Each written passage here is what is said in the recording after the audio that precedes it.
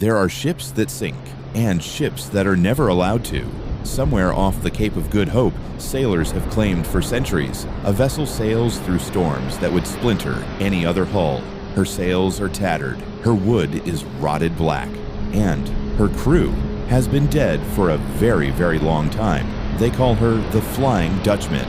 The legend takes root in the 1600s, the golden age of the Dutch East India Company, when ships risked everything to round the southern tip of Africa, a stretch of ocean so violent, sailors simply called it the Cape of Storms. The story goes that a captain, some say his name was Hendrik van der Decken, swore he would round that cape if it took him until Judgment Day. A reckless, prideful oath shouted straight into the teeth of a hurricane. The sea, it seems, was listening. His ship never made it to port, and it never went down either. Instead, sailors began to report something worse than a wreck.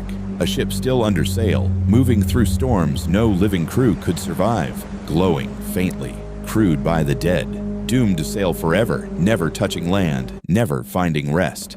And here is the part that made grown sailors go pale. To see her was considered a death sentence, an omen, a warning that the sea intended to collect a debt. This might have stayed a campfire story, except it didn't stay one. In 1881, officers aboard the HMS Bacante logged a sighting of a strange glowing derelict off that same coast. One of the men recording the encounter that night would later become King George V of England. Throughout the 1800s and beyond, sailors across multiple vessels swore they'd seen her always in bad weather, always near that same cursed stretch of water. Science offers an explanation, a mirage, born of cold air, trapping light over a warmer sea, a phenomenon called fata morgana, capable of making a distant ship appear to float, glow, even hover above the waterline. But explanation has never been enough to kill a legend, because even now, sailors who round that cape in a storm still find themselves scanning the horizon, just in case the Dutchman is still out there,